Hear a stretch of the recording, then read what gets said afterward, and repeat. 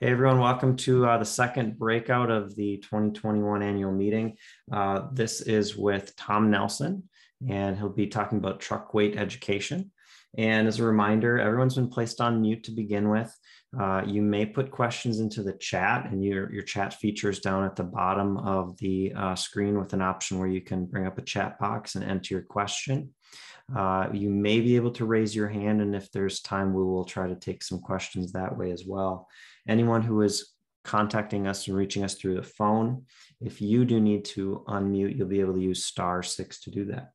So Tom, thank you, welcome, and why don't you go ahead? Okay, thanks, Steve. Can everybody hear me okay? Yes. You can hear me? Okay, all right. Yeah, my name is Tom Nelson, and I work with the Minnesota Truck Weight Education Program.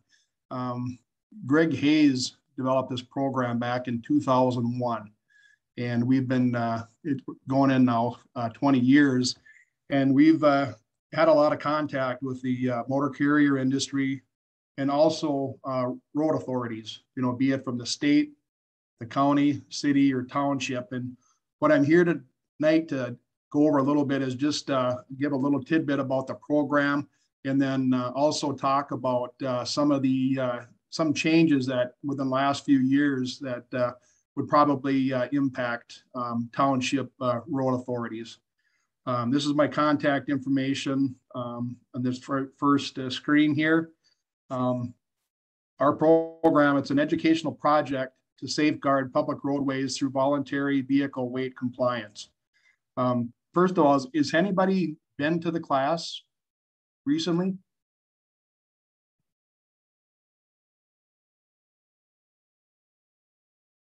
Okay, I'll take that as a no.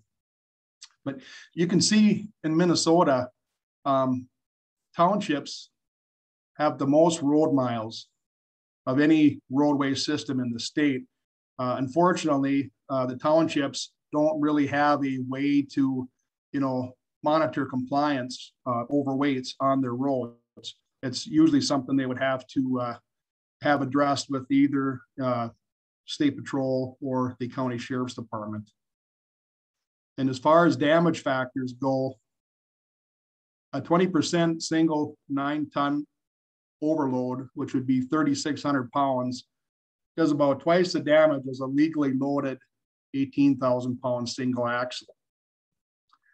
And MnDOT also done other studies that have shown that a 20% tandem overload, which would be 6,800 pounds, causes 2.25 times the damage as a legally loaded tandem axle of 34,000 pounds. Basically, what they found out in their research is that you don't have to have twice the weight to do twice the damage on the roadways. Okay, as far as replacement costs go, these numbers are a few years old now, but typically asphalt anywhere from 350,000 to 850,000 per mile, depending on the reconstruction cost. So very important to have these roads maintained properly. So townships, counties, and they don't have to go and resurface these roadways any more than they need to. Some educational concerns for our program is there always seems every year there's new laws authorizing additional weights and other commodity permitting issues. What happens then is that you're getting additional truck traffic on your local roads. And obviously that's a concern for county, city, and townships. And that's, again, when the local agencies would be asking law enforcement to monitor truck compliance. Okay, currently in Minnesota, 80,000 pounds is the gross weight level that is allowed on all routes, both paved and unpaved, provided that the axles and everything are properly configured to legal road limits. Way back in the early days, probably, I want to say they got rid of this maybe in the 90s. We used to have a 73 280 pound maximum gross weight for roads that were not 10 ton. That was eliminated. Everything now is 80,000 pounds is the max weight allowable. And obviously roads and bridges are subject to gross or axle weight posting as needed to limit excessive road and bridge damage. And obviously this is done mostly by the county, city, township road authorities. Minnesota is part of the 10-ton route system. It's a nationwide standard. You can drive from the West Coast to the East Coast and you're going to be on a 10-ton route system.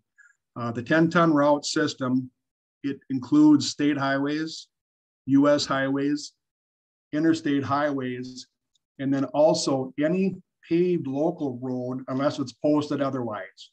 And on a 10-ton route, you're allowed 80,000 pounds, like I said, on properly spaced axles and 20,000 pounds on a single axle load. And here are just some examples of the 10-ton route system. You have the interstate, state highways, US highways. And like I mentioned, these roads here, the county roads, township roads, they're also if they're paved and they're not posted to the contrary, they're also 10-ton routes.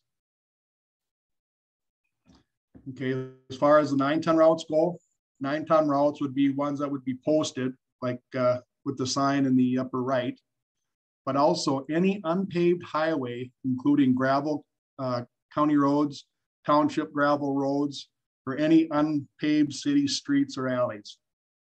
9-ton routes, again, like I said, 80,000 pounds is allowed, but on a 9-ton route, obviously, you're limited to 18,000 pounds on a single axle load. And again, like I said, that old 73-280 maximum on unpaved roads is no longer valid. So like we see here, gravel roads, they're 9-ton unless they're posted to the contrary. And again, like I said, 80,000 pounds is the maximum allowable weight without special permission, a permit, or the winter load increase. Okay, here's an example of a road posting. You can see it's a tar road. So one would assume that it's a 10-ton road, but the fact that it's posted by this sign, it makes it a 9-ton road. Postings always have precedent over anything else in the statute.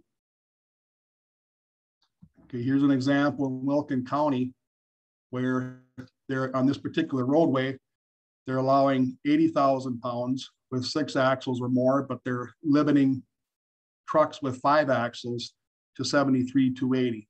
Like I said, postings always supersede anything that's in statute. Okay, here's an example from Becker County.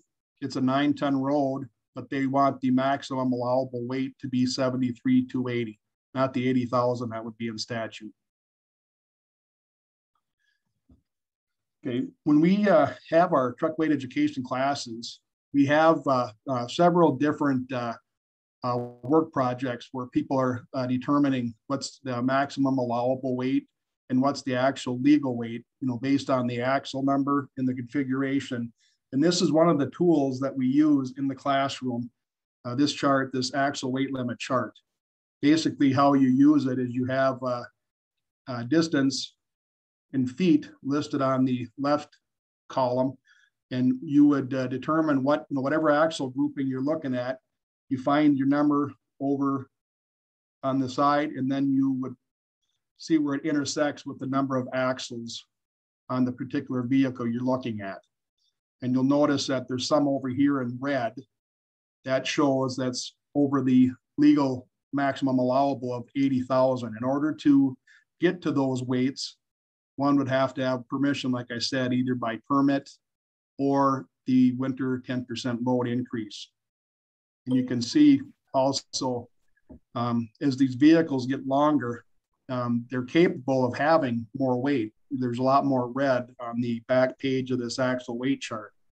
So basically, the longer the vehicle is, the more axles, the more weight you're going to be allowed to haul. So, but like I said, anything in this red area, it's over that legal 80,000 pounds, so it's going to need special permission. Okay, as far as specific commodity weight issues that would affect road authorities, be it, state, county, city, or township, some issues are implements of husbandry and single unit fluid milk trucks. Also special farm or qualifying products. That was new legislation in 2019. Construction materials permit, that went into effect 2018. And also forest products. They revised some of the legislation back in 2019, and we'll cover these specifically. Okay, farm implements, basically they have to comply with bridge posting signs. So if a bridge is posted, they would, the farm implement would have to abide by that. And a person operating or towing implement of husbandry on a bridge, they also would have to comply with that gross weight chart that I just showed you here a couple slides ago. You can see in the picture here, it looks like an older bridge that an implement was going over the bridge and the bridge failed. Here's another example of an older bridge. Looks like it's really old. And you can see that this bridge it had a weight limit of 9 tons on it. So 18,000 pounds. And by the looks of the tractor and the box, it looks to me like it was probably a lot heavier than 18,000 pounds or 9 ton. The good news is for the next 3 months after this thing tipped over, it was reported that the pheasants in that neck of the woods were rather obese from eating all the corn.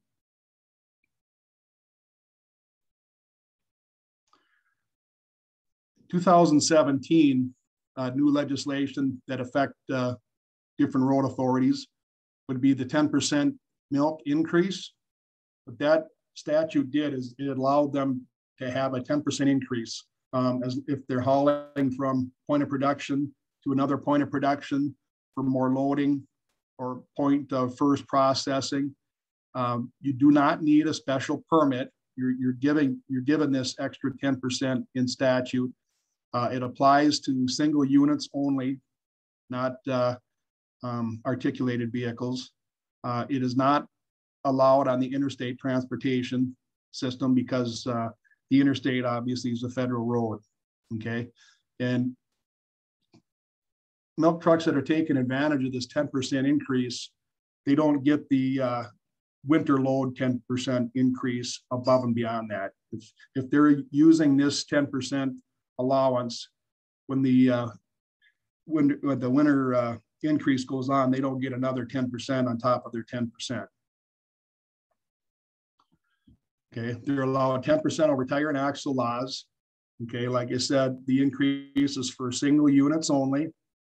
They would have to abide by any road restrictions and also bridge postings. And this is one of the situations where the vehicle must not exceed tire or vehicle manufacturer's ratings. And here's an example of when that 10% increase went into effect. People started building milk trucks to accommodate the extra 10%.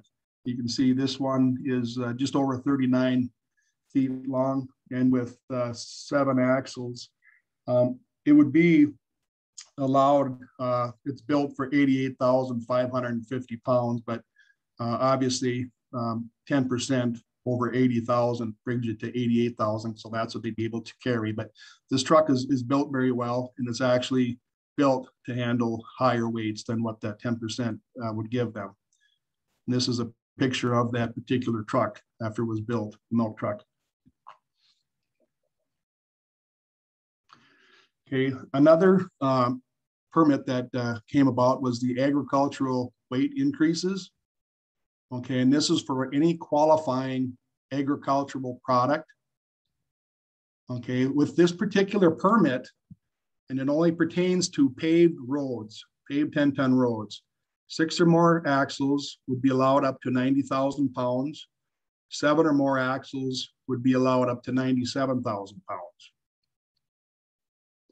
Okay, this permit is not valid on the interstate system because of the fact that it is a federal road, except milk haulers that if they're transporting milk, they can use this ag permit on the interstate because the feds determine that milk is not a divisible load. So that is the only time that that overweight permit would apply in the interstate.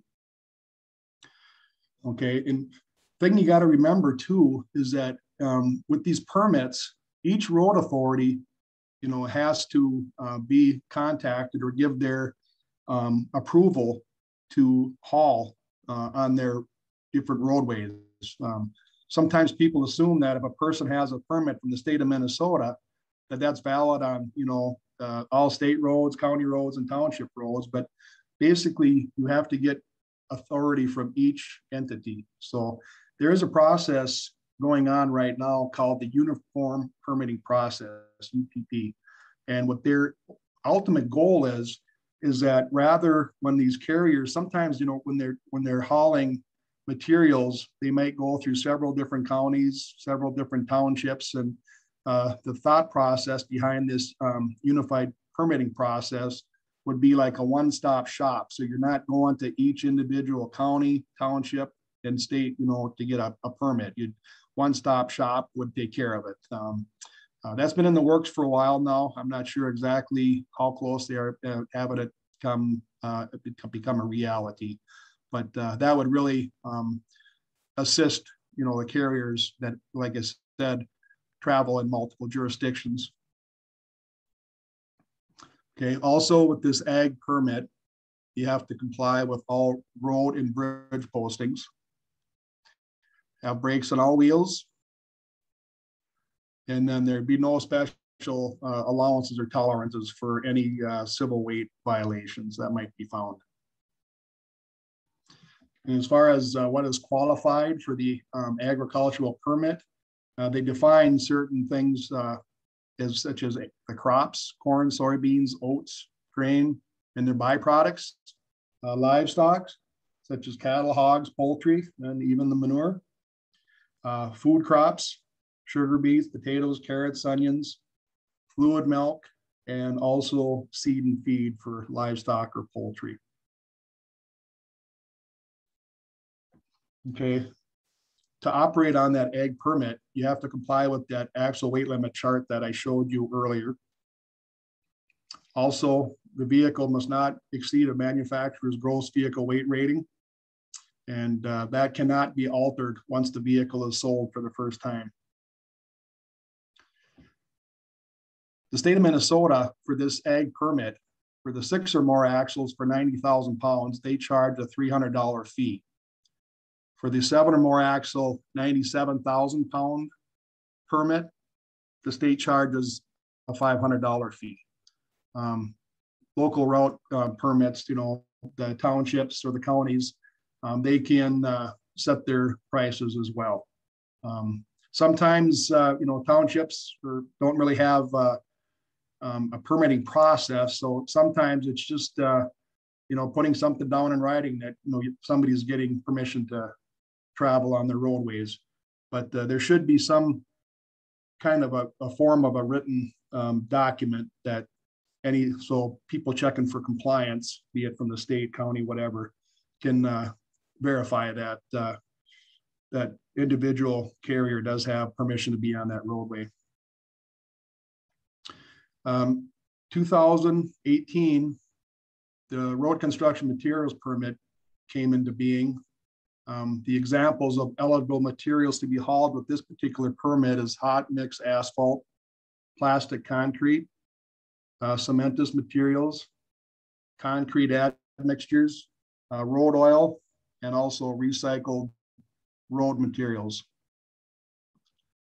It also covers non-metallic natural mineral aggregates such as sand, silica sand, gravel, crushed rock, limestone, granite, and burrow, which would be fill acquired from an excavation source. With this particular permit, the road materials construction, that's valid on both paved and unpaved roads, not valid on the interstate. Again, this permit, you would have to comply with road and grid postings and also comply with the table chart that I showed you earlier. And this is another one of those permits that the carrier would have to comply with manufacturer's vehicle weight ratings. Also would have to have brakes on all wheels. For this particular road construction permit, or materials permit, 90,000 pounds. And then they're allowed up to 99,000 pounds during the winter load 10% increase. That permit fee is $300. That's per power unit. Also, like I mentioned before, local road authorities also may have, a permitting process where they would have to abide by as well. Okay. Also, sometimes they townships or counties have particular truck route requirements as well, and those would obviously have to be abided by. And anytime you're increasing your weight, be it for the winter 10% increase or through a permit, you always want to make sure that you have enough registration to cover that added weight, so you're legal as far as the registration goes. For the 7 or more axle permit, they're allowed up to 97,000 pounds gross weight. And then during the 10% winter load increase, they are allowed up to 99,000 pounds. They don't actually get the full 10%. They're only getting a couple extra thousand, from 97,000 to 99,000. And that permit fee, the state charges $500, and that's per power unit. And again, local road authorities, they may have fees as well. So carriers would need to check. And also, again, make sure that there's enough registration purchased to carry this extra weight. And also that the carrier abides by any truck route requirements if applicable. Okay, and as far as that road construction materials permit goes, you would note in the statute, it actually says that they may issue a permit on township roads. Doesn't mean that they necessarily have to, but the point I want to stress here is that each road authority has to authorize transportation on their roadways. A permit from one road authority doesn't authorize transportation on roads that are governed by other jurisdictions, be it the state, county, township, city, or whatever. So we always tell the carriers that come to our class, make sure you check with all road authorities before you do any type of hauling. Okay, that road construction materials permit, there's also language in there where industry and local road authorities, might together identify best suited, routes for the commodities to be hauled. These could be, route examples, local preferred routes, maybe defined routes between facilities, temporary or permanent, haul roads to construction sites from facilities such as an asphalt plant or a concrete plant. So, and obviously, we instruct the carriers to use the preferred routes if they are designated by the local road authorities. Okay, another permit it's been in existence for a while, but there was some changes made to it in 2019, and that would be the Unfinished Forest Products permit. Okay, right now Minnesota allows a 5% tolerance on all unfinished forest products year-round. Before 2019, that extra 5% tolerance was only allowed during the winter 10% load increase. And they also changed the language that in order for this tolerance to be used, the unfinished forest products would have to be en route to a mill or a place with a mill. Okay. Transportation with forest products over 80,000 pounds on the interstate highway is only allowed with the transportation permit or federal exemption. That 5% does not apply, that tolerance does not apply in the interstate because it's a federal highway. So on rare occasions, forest products overweight violations are possible.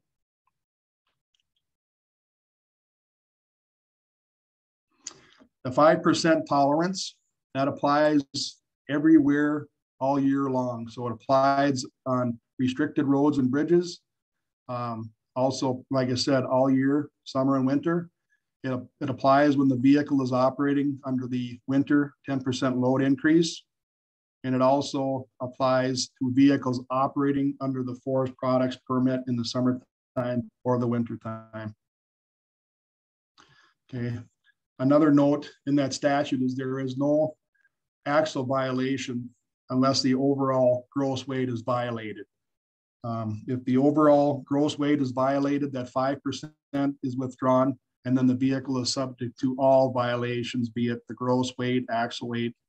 And in Minnesota, the 5% would be above the unfinished forest products permit that you can purchase that give you a 12.5% allowance over and above in the summertime and a 23.75% increase in the wintertime. So you would add that 5% on top of those permitted weights. But again, like I said, if the overall weight allowed would be exceeded, then that 5% tolerance is withdrawn. Some of the products that can be carried with that unfinished forest products permit would be wood chips, paper, pulp, strand board, laminated strand lumber, hardboard, treated lumber, untreated lumber, or barrel staves. And then just to give you a picture of actually what it looks like on paper, this is an example here of a unfinished forest products transportation in the summertime with no permit. You see that 80,000 is the legal weight, but you get that extra 5%. So that's an extra 4,000 pounds. So your maximum legal weight would be 84,000 pounds. And then they would, like I said, you would have to be en route to a mill. But once that 5% tolerance would be exceeded, say the vehicle weighed 85,000 pounds, then that 5% tolerance goes away. So anytime the weights are exceeded, that 5% goes away, and then you're subject to any violations, be it gross weight, axle weight, whatever. Okay, here's an example of the non-permitted 5-axle vehicle transporting unfinished forest products in the wintertime when that 10% allowance comes into play. Like you said, again, legal is 80,000. That's before the 5%. When you add your 10% for the winter load increase, that brings it up to 88,000. And then when you add that 5% onto that, that'd be another 4,400 pounds. Still, the maximum legal on the 5-axle non-permit in the wintertime would be 92,400 pounds. But again, if that were to be exceeded, say the vehicle weighed 94,000 pounds, then that 5% tolerance goes away. Okay, a permit for the 6-axle unfinished forest products, the state, it costs $300 that's per power unit. You don't have to buy one for all the trailers and everything else. It's just for the power unit. You can use various trailers. Trucks would have to comply with the seasonal axle restrictions plus their 5% tolerance. Also, they would have to abide by bridge postings with that 5% tolerance. And then they would also have to comply with any other authorized road posting by either township or county authorities. This particular permit, it does authorize a little bit of transport on I-35 up around the Duluth area. It's between milepost 235 and 259. The reason being that the feds allowed this particular permit to operate and exceeded 80,000 on a federal highway. The purpose of it was to keep all these heavy trucks out of downtown Duluth. Okay, the unfinished forest products permit, that's a little bit different than the agricultural permit where it talks about paved or unpaved roads. The forest products permit, the language in that states that 6-axle trucks traveling by the most direct route to the nearest 10-ton route. So this is a situation that if somebody was doing some logging and they would have to travel on a township road to get to the nearest 10-ton road, that would be allowed by that permit. They would not necessarily need the permission from the township if they were driving the most direct route to that 10-ton road. They can operate with the permit on any highway with gross weights up to 94,500 pounds during the regular summer weights. That was the 90,000 pounds is what the permit would allow, plus that 5% tolerance. And that's where you come up with the 94.5. They also have to comply with axle load restrictions. Individual axles could not exceed 20,000 pounds plus 5%. Vehicles have to have brakes on all wheels. And again, the axle groups cannot exceed the weight table, plus that 12.5 summer permit, plus the 5%. And again, like I said, they do authorize transport on a little stretch of 35 up by Duluth to stay out of the city of Duluth. So here's an example of someone taking advantage of the forest products permit with the 6-axle. You get the legal weight, it's 90,000 pounds is what the permit allows, but then you get that extra 5% tolerance. So the maximum legal would be 94,500 pounds. And again, like we've talked about all the other times, if that maximum legal is exceeded, then that 5% tolerance goes away. Here's an example of a forest products load being hauled in the winter time with that 6-axle permit. Legal for them, like I said before, on that permit's 90,000. And then when they add in the 10% winter load increase, that brings the total up to 99,000. And then when you add in your 5% tolerance, that's another 4,950 pounds. So your maximum legal would be 103,950 pounds. And again, like I said, if that was exceeded, that 103,950, then that 5% tolerance goes away. Okay, also in that permit, there are no axle violations unless the overall gross weight is violated. And then, like I mentioned before, the maximum legal gross weight, if that is exceeded, the 5% goes away, and then a carrier would be subject to all violations, be it axle and gross weights.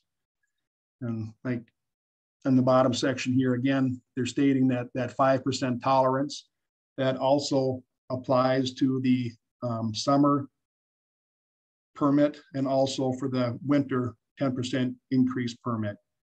And it allows them to travel. But again, like I said, the maximum legal gross cannot be exceeded, because if it is, then that 5% tolerance goes away. Okay, as far as some road restrictions go, paved roads remain, they're in restrictions. They remain at 10-ton limits unless it's posted to something else. Unpaved roads, automatically, the gravel roads automatically drop down to 5-ton during road restrictions unless they're posted to the contrary as well. And road authorities have the capability of posting routes lower weights as needed to prevent roads from an unnecessary damage. Okay, here's an example of a tarred road that it has a sign posted at 10 tons. It really would not need to be posted because, like I said, unless they're posted lower, a tarred road stays at 10 ton, even during road restriction time. Okay, here's an example, axle weight limit 5 tons. So this would be a 5-ton road. Another example, axle weight limit 7 tons. So 14,000 pounds an axle. Okay, and you notice on this side, this sign is missing that word axle. So the sign states, weight limit 7 tons. So if you read that sign, this particular road only allows vehicles up to 7 ton, 14,000 pounds to travel on it. The reason for this is there's a development behind here that had a better road for bigger trucks and vehicles. So this one, the road wasn't designed as good as they are now. And so they wanted it weights dropped. Years ago, when cities wanted to post roads, they would have to post every single road at whatever restriction that they wanted. But legislation was created a while back that basically if a city would just post in the main entrances to their town a sign like this, that basically tells everybody that, all the city streets in this particular town drop to 6 tons. So they don't have to, post every single road, just main thoroughfares in and out of town. Okay, here's this road obviously is not designed, to today's standards. Close to over 2 tons axle weight. Okay, this is, let's not get it overcomplicated here. 2.5 tons. Okay, also postings on bridges need to be abided by. And you can see here that the bridge posting was 1.5 miles away. So therefore, if a bigger vehicle was coming up on this road, he's got 1.5 miles to figure out how to avoid that bridge. So you don't want to post those right before the bridge. You wanted to give, some of these drivers, these bigger trucks, a little bit of heads up that there are some restrictions coming. Okay, here's an example of an older bridge that failed. Again, bridge that failed probably because the load was too heavy. Either that or this individual wanted to have riverfront property. I don't know.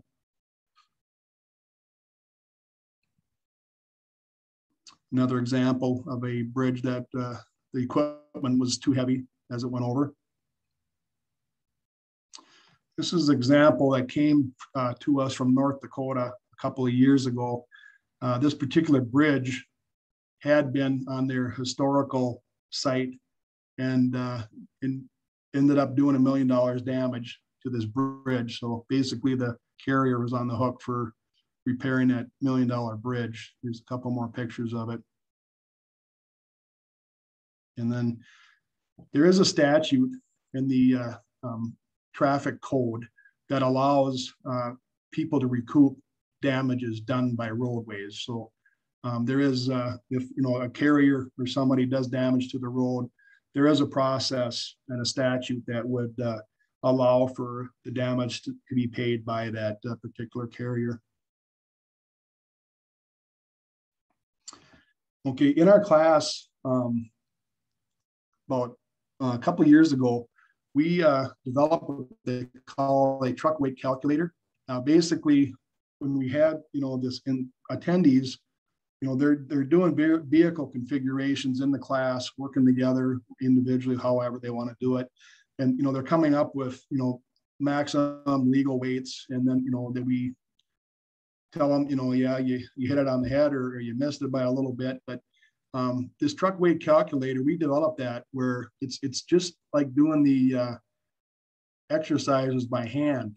All you have to basically do is just put in your axle measurements and your spacings, your tire sizes and the ratings, and then this will actually compute for you what that particular vehicle is designed to carry, and then what actually would be legal to carry.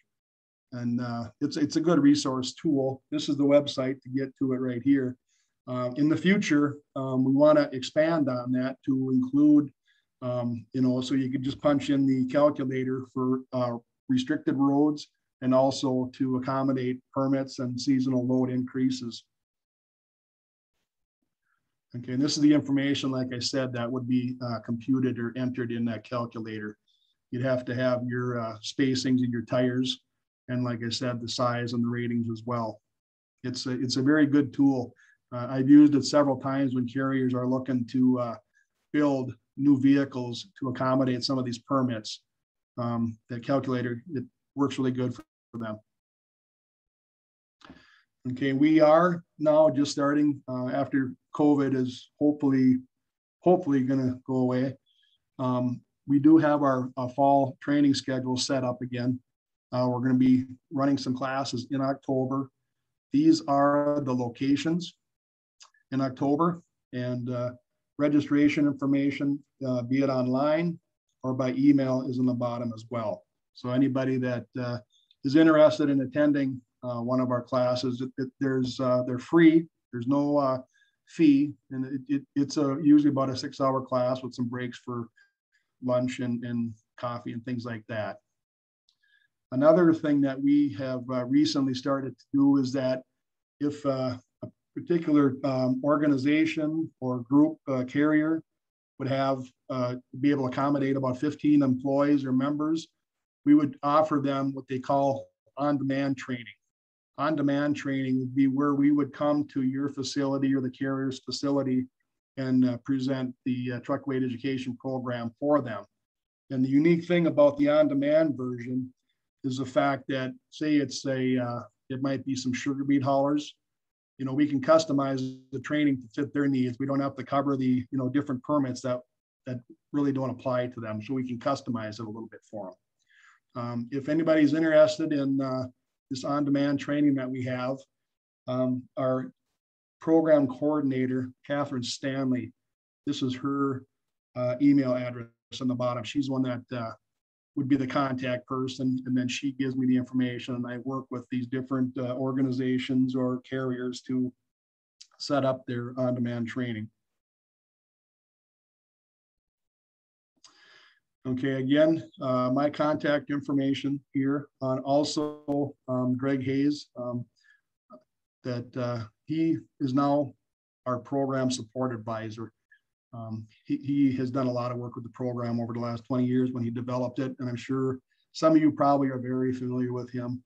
But anyway, that's it for my presentation. I see I do have one chat.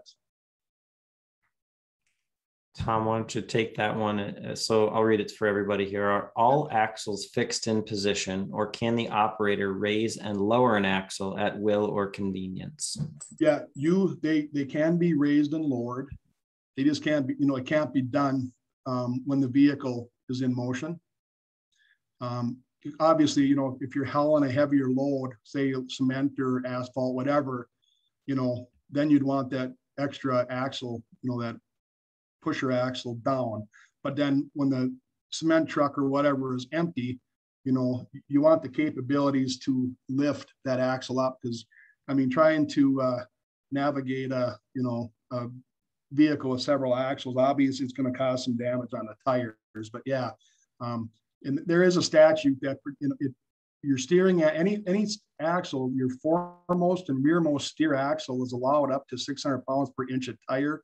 And anything that is not steerable is allowed up to 500 pounds per inch of tire. And that's something we cover in the classroom as well. But yeah, those, you'll see it, when you're driving down the road. If a truck is, got 7 axles and it's empty, it's probably going to have, a couple of the pusher axles up. Okay, it looks like somebody, the other truck weight education classes, other times of the year as well.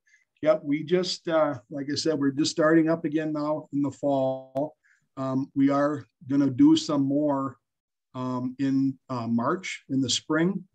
And one thing nice about this on-demand training, we have certain industry folks that fall and spring doesn't work for them. So we, for one, would be the sugar beet industry. We are working with them. We're going to do something for them this winter. So yeah, if like I said, we got these classes this fall. We have classes in March.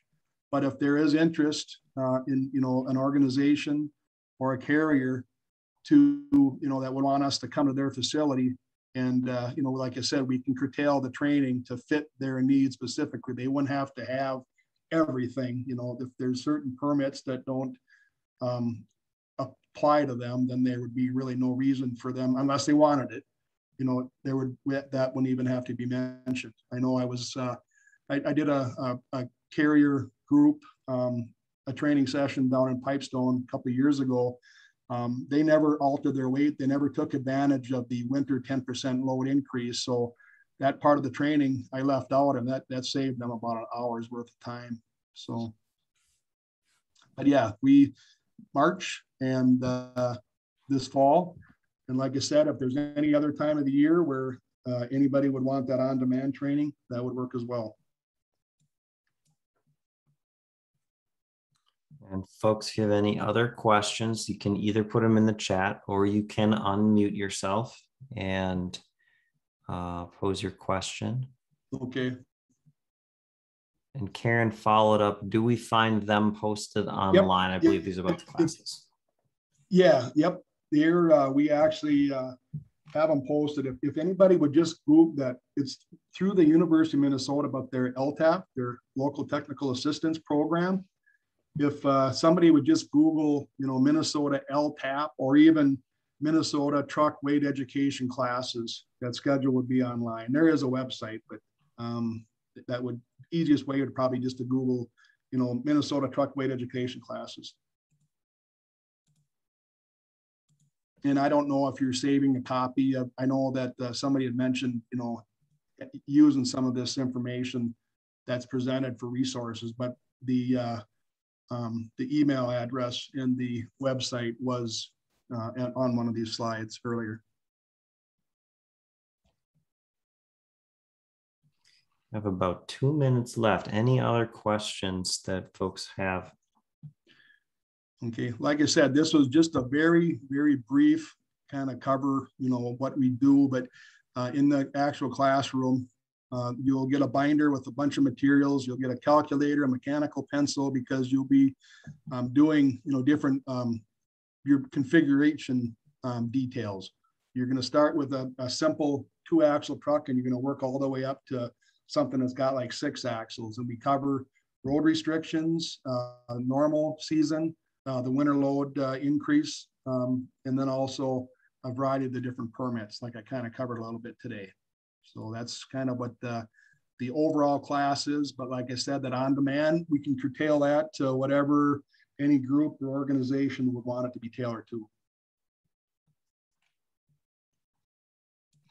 Steve, this doesn't have nothing to do with Tom, but I'm having some computer issues, and it's asking me for the meeting ID before I can get in tomorrow morning.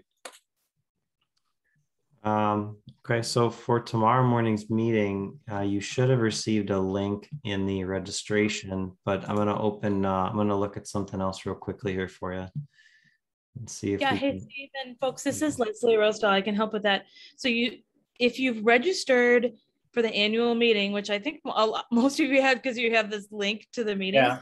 Yep. A personalized link on that email, and it's like right at the top. It says join the meeting.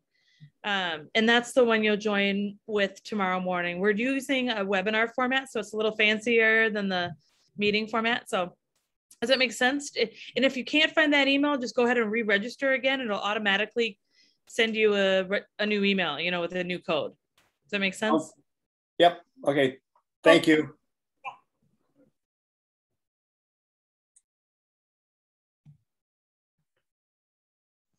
Any last questions?